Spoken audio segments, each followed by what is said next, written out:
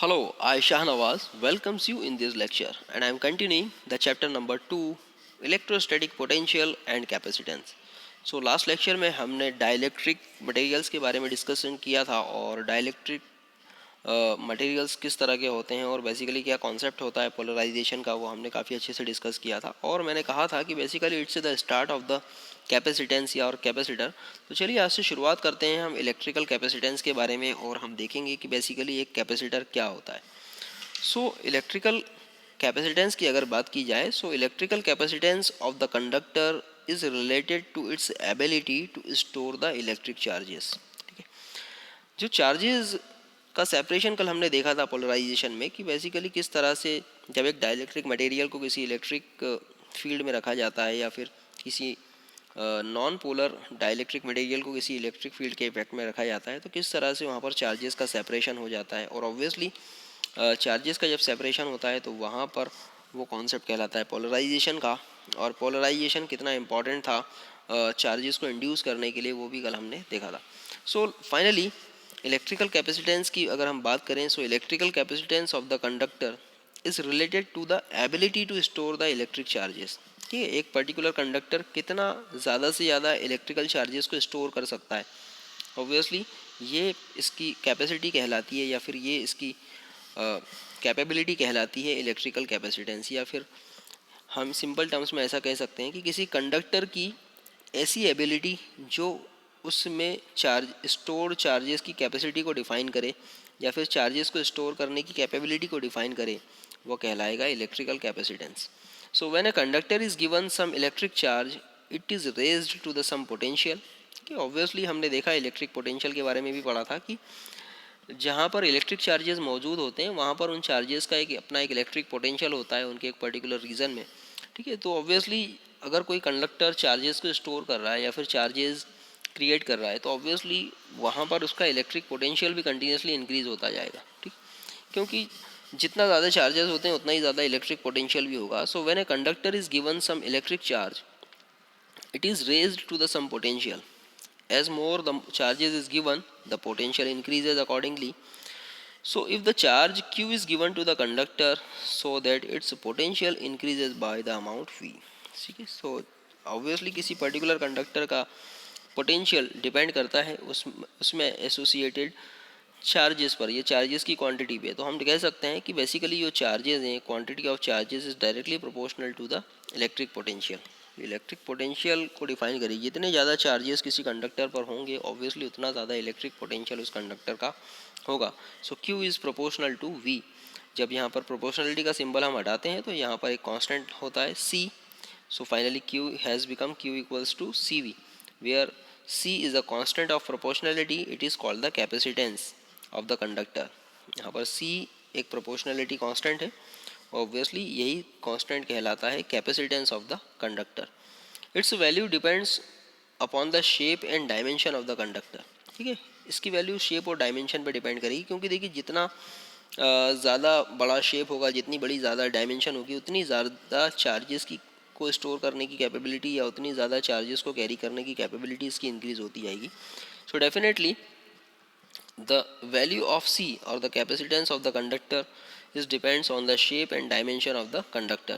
It may be pointed out that the capacitance of the conductor does not depend upon the material of the conductor. Yes, conductor किस material का है इस पर depend नहीं करता capacitance, क्योंकि यहाँ पर चार्जेस को स्टोर करने की बात हो रही है और ऑब्वियसली चार्जेस को स्टोर करने के लिए स्पेस इज़ मस्ट। और चार्जेस को इंड्यूस करने के लिए किस पर्टिकुलर इन्वायरमेंट में हमने उस पर्टिकुलर मटेरियल को रखा हुआ है, that is must. But material कौन सा है that's not a important issue, because her particular material में एटम्स होते हैं और हर एटम्स बेसिकली आयोनाइज हो सकता है और वहाँ पे चार्जेस क्रिएट हो सकते हैं। सो डेफिनेटली यहाँ पर it may be pointed out that the capacitance of the conductor does not depend upon the material of the conductor but depends upon the nature of the medium, its relative permittivity or dielectric constant in which the conductor is located. सो यहाँ से clear होता है हमें कि जो basically capacitance of the conductor होता है वो किसी भी मटेरियल पे डिपेंड नहीं करता, कंडक्टर के मटेरियल पे डिपेंड नहीं करता, बल्कि वो मटेरियल वो कंडक्टर किस पर्टिकुलर मटेरियल के सराउंड में रखा हुआ है या फिर उसके नियर बाय किस तरह का मटेरियल है, ऑब्वियसली उस पर डिपेंड करता है। तो जब किसी मटेरियल को किसी दूसरे मटेरियल के टच में रखा जाता है या फिर उसके एसोसिएशन में रखा जाता है, तो फिर वहाँ पर हम बात करते हैं रिलेटिव परमिटिविटी की और डाइलेक्ट्रिक कांस्टेंट की। सो ऑब्वियसली हम कह सकते हैं कि जो कैपेसिटेंस ऑफ द कंडक्टर है वो डिपेंड करता है shape and dimension of the conductor and relative permittivity और dielectric constant of the medium in which the conductor is placed. So जो इक्वेशन हमने देखी थी अभी Q is equals to C V, यहाँ से हम C की वैल्यू कैलकुलेट कर सकते हैं। This will become C is equals to Q by V. तो यहाँ से हम कैपेसिटेंस की डेफिनेशन भी दे सकते हैं। Capacitance of the conductor may be defined as the ratio of electric charge on it and the electric potential due to that charge। Capacitance of the conductor बड़ा easily define किया जा सकता है किसी भी कंडक्टर का कि basically it is the ratio of the total charges possessed by that particular conductor and the total potential due to those charges। इनका रेशो बेसिकली इलेक्ट्रिकल कैपेसिटेंस को यहाँ पर डिफाइन करेगा। सिंपली इसे हम और डिफाइन कर सकते हैं। अब लेट अस कंसिडर कि V की वैल्यू क्या है 1, सपोज इलेक्ट्रिक पोटेंशियल किसी पर्टिकुलर कंडक्टर का क्या है 1। सो हम सिंपली यहाँ पर इसे इस तरह से भी डिफाइन कर सकते हैं कि the capacitance of the conductor is numerically equal to C is equal to Q। So capacitance of the conductor is numerically equal to the electric charge required to raise the electric potential through 1 unit। ठीक है, अगर हमें किसी conductor का electric potential 1 volt से rise करना है, suppose कोई कंडक्टर है, उस कंडक्टर का इलेक्ट्रिक पोटेंशियल हमें V की वैल्यू 1 वोल्ट से राइज करना है। ठीक है, 1 वोल्ट से राइज करना है, तो इसके लिए हमें कितने नंबर ऑफ चार्जेस इनबिल्ड करने पड़ेंगे या फिर कितने नंबर ऑफ चार्जेस इंक्रीज़ करने पड़ेंगे इस पर्टिकुलर कंडक्टर को अपने सरफेस पर, ये कहलाता है basically capacitance of this particular conductor. So capacitance of the conductor is numerically equal to the electric charge required to raise the potential through the 1 unit. यहाँ से हम इसकी यूनिट भी देख सकते हैं because C is equals to Q by V, और C जो कैपेसिटेंस है इसकी यूनिट होती है farad. So 1 farad will be equal to Q की जो यूनिट होती है वो होती है coulomb, and V is electric potential की यूनिट होती है volt. So finally 1 farad will be equals to 1 coulomb per 1 volt. So finally 1 coulomb per 1 volt will be equal to the 1 farad. हम 1 फैरेड की डेफिनेशन भी दे सकते हैं यहाँ से। A conductor is said to have the capacitance of the 1 farad.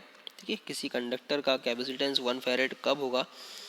If 1 coulomb of charges raises it's electric potential through 1 volt. ठीक है, अगर किसी कंडक्टर को हम 1 कूलम ऑफ चार्जेस दें जिससे उसके पोटेंशियल में 1 वोल्ट का इंक्रीमेंट हो जाए, तो ऑब्वियसली हम कहेंगे कि उस कंडक्टर की कैपेसिटी या फिर उस कंडक्टर का कैपेसिटेंस 1 फैरेड है। कैपेसिटेंस को मेज़र करने की कुछ स्मॉलर यूनिट्स भी होती है। For example microfarad mu F, it is basically equal to 10⁻⁻6 farad, and microfarad that is equals to 10⁻⁻,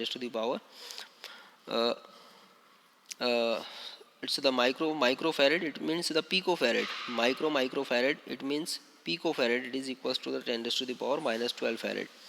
So this was all about the electrical capacitance। अब electrical capacitance basically define करने के लिए या फिर electrical capacitance को use करने के लिए हम एक डिवाइस का यूज़ करते हैं। That device is basically principal of capacitor. That device is basically the capacitor. So principal of capacitor की अगर हम बात करें कि बेसिकली प्रिंसिपल ऑफ कैपेसिटर क्या होगा, so capacitor is a device for storing a large quantity of electric charges. ठीक है, अगर हम किसी ऐसी डिवाइस का यूज़ कर रहे हैं जो एक large quantity of electric charges को स्टोर कर सकती है, क्योंकि हमने देखा कंडक्टर जो है वो इलेक्ट्रिक चार्जेस को स्टोर करने की कैपेबिलिटी रखता है, लेकिन बहुत छोटे अमाउंट के चार्जेस वो स्टोर कर पाता है। लेकिन अगर हम ऐसी कोई डिवाइस फॉर्म कर रहे हैं जो एक लार्ज क्वांटिटी ऑफ चार्जेस को स्टोर कर सके, so definitely that device is called the capacitor. So we can say that a capacitor is a device for storing a large quantity of electric charges. So a conductor can store a small amount of charge and hence it possesses a small capacitance. To store the large amount of charge, two or more conductors are arranged to form the capacitor. So large quantity of the charges को store करने के लिए हम दो या दो से normally दो कंडक्टर्स का ही यूज़ करते हैं या फिर दो से ज़्यादा कंडक्टर्स भी पॉसिबल हैं। So thus a capacitor possesses large capacitance to store the charge and two in small space. ठीक है, तो एक कैपेसिटर बेसिकली एक ऐसी डिवाइस हो गई जो बहुत ही कम स्पेस में बहुत ही ज़्यादा क्वांटिटी के चार्जेस को स्टोर करके रख सकती है। सो अगर इसके प्रिंसिपल को हम देखें, so to understand the principle of capacitor consider an insulated metal plate A. हम कंसिडर करते हैं सपोज एक इंसुलेटेड मेटल प्लेट है। यहाँ पर इंसुलेटेड वर्ड का यूज़ इसलिए किया हुआ है ताकि एक्सटर्नल एनवायरनमेंट का इस पर कोई इफेक्ट नहीं हो रहा है।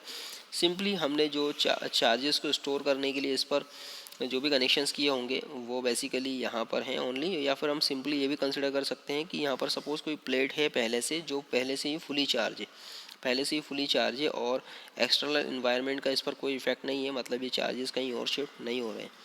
So to understand the principle of capacitor, consider the insulated metal plate.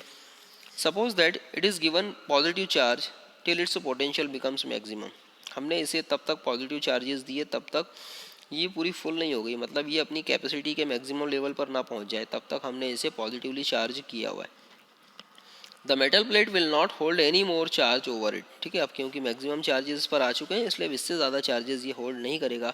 If the charge is given to the metal plate A, it will leak to the surroundings now. ठीक है, अब अगर इससे ज़्यादा चार्जेस हम इसे देते हैं तो ऑब्वियसली क्या होगा, क्योंकि अब इस मेटल प्लेट की तो कैपेसिटी है नहीं इसे होल्ड करने की, so definitely these charges will gets leak from this conductor metal plate. So now place the another metallic plate B near the plate A. Due to the induction, negative charges will be induced on the nearer face of the plate B and positive charges on its farther face as shown in figure. ठीक है, अब क्योंकि यहाँ पर इससे ज़्यादा capacity नहीं है इसे होल्ड करने की, तो फाइनली हमने यहाँ पर एक दूसरी प्लेट प्लेस की हुई है। इस दूसरी प्लेट बेसिकली ये भी एक कंडक्टिव प्लेट होगी। जब हमने इसे प्लेस किया तो ड्यू टू द इंडक्शन यहाँ पर इस प्लेट के इस वाले फेस पर, इस लेफ्ट हैंड साइड वाले फेस पर निगेटिव चार्जेस इंड्यूस हो जाएंगे, क्योंकि इस प्लेट पर पॉजिटिव चार्जेस हैं और ऑल चार्जेस पॉजिटिव चार्जेस हैं, इसलिए इसके इस साइड वाले फेस पर निगेटिव चार्जेस इंड्यूस हो जाएंगे और इन निगेटिव चार्जेस के इंड्यूस होने की वजह से इस प्लेट के अपोजिट फेस पर पॉजिटिव चार्जेस इंड्यूस हो जाएंगे। ठीक है, पॉजिटिव चार्जेस यहाँ पर इंड्यूस हो जाएंगे। So finally the potential of the plate A gets lower due to the induced negative charge on the plate B and bit raised due to the induced positive charges. ठीक है, so finally क्योंकि यहाँ पर अब charges induce हो गए, कुछ negative charges induced हो गए, सो इस वजह से यहाँ पर इस प्लेट ए का इलेक्ट्रिक पोटेंशियल थोड़ा सा कम हो जाएगा, पहला से कम हो जाएगा, और यहाँ पर टोटल पॉजिटिव चार्ज जो होंगे वो इंक्रीज़ हो जाएंगे। ठीक है, क्योंकि यहाँ पर प्लेट बी पर भी पॉजिटिव चार्जेस इंड्यूस हो चुके हैं, इसलिए इनसाइड दिस पर्टिकुलर साइड इसका इलेक्ट्रिक पोटेंशियल थोड़ा सा कम होगा, लेकिन टोटल ओवरऑल पॉजिटिव चार्जेस अगर हम देखें तो यहाँ पर इस पर्टिकुलर सिस्टम में इंक्रीज़ हो चुके हैं, क्योंकि पहले यहाँ पर जितने थे उससे ज़्यादा यहाँ पर आ चुके हैं। So the potential of the plate A gets lowered due to the induced negative charge on the plate B and bit raised due to the induced positive charges. So since the metal plates have the finite thickness, induced negative charge is nearer to the plate A than induced positive charge on the plate B. Therefore, on the whole, the potential of the plate A gets lowered through by the very small amount. So obviously हम कह सकते हैं यहाँ पर कि अगर plate ए के potential की हम बात करें तो क्योंकि यहाँ पर इंड्यूस्ड नेगेटिव चार्जेस की वजह से इसके कुछ पॉजिटिव चार्ज यहाँ पर कंपेंसेट होंगे, इसलिए प्लेट ए का इंडिविजुअली अगर हम देखें तो थोड़ा सा पोटेंशियल डाउन होगा, लेकिन ओवरऑल इस सिस्टम की अगर हम बात करें तो प्लेट ए के पास जो पॉजिटिव चार्जेस थे लगभग और उतने ही चार्जेस यहाँ पर प्लेट बी के पास भी आ जाएंगे। तो ऑब्वियसली यहाँ पर ये पॉजिटिव चार्जेस प्लेट बी पर डिपेंड करेंगे इंड्यूस नेगेटिव चार्जेस पर। सो ऑब्वियसली यहाँ पर हम कह सकते हैं कि ओवरऑल सिस्टम का पोटेंशियल थोड़ा सा इंक्रीज़ हुआ है, बट इंडिविजुअली प्लेट ए का जो पोटेंशियल है वो थोड़ा सा डाउन हुआ है। So therefore, on the whole, the potential of the plate A gets lowered through by very small amount in order to make the potential of the metal plate A again the same. An additional small amount of the charge has to be given to the plate A. ठीक है, सो अगर हम चाहते हैं कि plate A का potential थोड़ा सा राइज करें और उसे पहले के लेवल पर ही ले आए, तो हमें क्या करना होगा, थोड़े से कुछ चार्जेस हमें और देने पड़ेंगे। तो देखिए यहाँ से हम ये समझ पा रहे हैं कि हम पहले यहाँ पर और चार्जेस इसे दे नहीं पा रहे थे, लेकिन अब हम due to the second plate यहाँ पर क्योंकि चार्जेस इंड्यूस्ड हुए हैं और इन चार्जेस इंड्यूस होने की वजह से प्लेट ए का पोटेंशियल डाउन हुआ है, इलेक्ट्रिक पोटेंशियल डाउन हुआ, तो हमें इसे और कुछ चार्जेस देने पड़ रहे हैं इसके पोटेंशियल को इक्वलाइज लेवल पर लेकर आने के लिए, इनिशियल लेवल पर लाने के लिए। तो डेफिनेटली हम यहाँ पर कह सकते हैं कि कहीं ना कहीं इस सिस्टम से चार्जेस की स्टोरिंग कैपेबिलिटी यहाँ पर इंक्रीज़ हो गई है, चार्जेस की स्टोरिंग कैपेबिलिटी इंक्रीज़ हो गई। सो Again, the same, the additional amount of the charges has to be given to the plate A. It indicates that capacitance of the conductor increases by the small amount. अब क्योंकि यहाँ पर conductor और ज़्यादा charges store करने की capability में आ गया है, तो डेफिनेटली इसका जो कैपेसिटेंस है वो भी इंक्रीज हो गया by the small amount. When the another uncharged conductor is placed near it. ठीक है. Now connect the metal plate B at the earth is shown in the figure. अब हम चाहते हैं कि इसके कैपेसिटेंस को हम और बढ़ाएं और ज़्यादा चार्जेस को हम यहाँ पर स्टोर करें. तो सपोज हमने इस प्लेट बी को अर्थ से कनेक्ट कर दिया है. प्लेट बी को जब हम अर्थ से कनेक्ट करेंगे तो क्या होगा, the induced positive charge on the plate B will immediately flow to the earth as it is repelled by the positive charge on the plate A. ठीक है. यहाँ पर जो पॉजिटिव चार्जेस थे बी पर, जो पॉजिटिव चार्जेस थे, क्योंकि अब ये अर्थ से कनेक्ट हो गया है और अब यहाँ पर इसे रास्ता हो गया, मिल गया फ्लो होने का, तो ऑब्वियसली ये जो positive charge on the plate A है ये इस positive charge on the plate B को रिपेल करेंगे और इनके रिपल्शन की वजह से वो सारे पॉजिटिव चार्ज अर्थ में ट्रांसफ़र हो जाएंगे या अर्थ की तरफ फ्लो हो जाएंगे. इससे क्या होगा, प्लेट बी के इस तरफ राइट हैंड साइड पर किसी भी तरह का कोई पॉजिटिव चार्ज नहीं बचेगा. अब यहाँ पर सिर्फ क्या है, निगेटिव चार्जेस हैं जो due to the positive charges at the plate A की वजह से हैं. Positive charges at the plate A पर जो चार्जेस हैं इनकी वजह से जो इंड्यूस निगेटिव चार्जेस हैं सिर्फ वही प्लेट बी पर बचे रहेंगे. So however an induce negative charge on the plate B will stay on it. It does not flow to the earth as it is attracted by the positive charge on the plate A. ठीक है. तो यहाँ पर negative जो charges होंगे वो अर्थ की तरफ फ्लो नहीं होंगे. क्योंकि वहाँ ये इन पॉजिटिव चार्जेस से अट्रैक्टेड रहेंगे. So thus the metal plate B will have only negative charge on it after being connected to the earth. Due to the induced negative charge on the plate B, potential of the A will get lowered by the large amount. In order to raise the metal plate A again to the same potential, the large amount of charge has to be given to it. Thus it follows that the capacitance of the conductor get increased greatly when the earth connected conductor is placed near it. It forms the principle of capacitor and such an arrangement of the two metal plate is called the capacitor. So finally हम यहाँ पर देख सकते हैं कि यहाँ पर metal plate B पर सिर्फ और सिर्फ नेगेटिव चार्जेस बचे हुए हैं और ये नेगेटिव चार्जेस जो हैं वो इस प्लेट ए से के पॉजिटिव चार्जेस से अट्रैक्टेड होने की वजह से बचे हुए हैं. ऑल टुगेदर अगर हम देखें तो इस पूरे सिस्टम में नंबर ऑफ जो चार्जेस हैं वो फिर से कम हो गए, या इस सिस्टम का जो इलेक्ट्रिक पोटेंशियल है वो फिर से कम हो गया. सो अब हमें क्या करना पड़ेगा, हम यहाँ पर और ज़्यादा चार्जेस इंक्रीज़ कर सकते हैं और ज़्यादा चार्जेस इसे दे सकते हैं ताकि इस सिस्टम का जो पोटेंशियल है या प्लेट ए का जो इलेक्ट्रिक पोटेंशियल है वो अपने इनिशियल लेवल पर पहुँच जाए. ठीक है. सो यहाँ पर अब वैकेंसीज और आ चुकी है, हम और ज़्यादा चार्जेस को इनबिल्ड कर सकते हैं और ज़्यादा चार्जेस दे सकते हैं इस प्लेट ए को, ताकि यहाँ पर प्लेट बी पर जो जगह खाली बच रही है पॉजिटिव चार्जेस की वो फिर से फिलअप हो जाए. ठीक है. तो ऑब्वियसली हम यहाँ पर देख सकते हैं कि जब हमने एक कंडक्टर की दो प्लेट में से एक प्लेट को जब हमने ग्राउंड किया तो यहाँ पर इस सिस्टम की जो कैपेसिटी है, इस सिस्टम की चार्ज को स्टोर करने की जो कैपेबिलिटी है वो अचानक से बहुत ज़्यादा बढ़ गई. ठीक है. सो बेसिकली यही कॉन्सेप्ट होता है कैपेसिटर का कि आप किस तरह से एक छोटे से स्पेस में बहुत ज़्यादा चार्जेस को स्टोर कर सकते हैं. ठीक. सो अगर हम कैपेसिटर की बात करें, so it is the arrangement of the two metallic conductor. तो ये अरेंजमेंट ही बेसिकली कैपेसिटर कहलाता है. तो कैपेसिटर की डेफिनेशन हम इस तरह से देख सकते हैं. It is the arrangement of the two metallic conductor. It is the arrangement of the two metallic conductors so that when the one conductor is connected to the earth, the other conductor has the ability to store the large amount of charge on it is called the capacitor. ठीक है. सो capacitor की definition क्या होगी, it is the arrangement of the two metallic conductors या two metallic plates.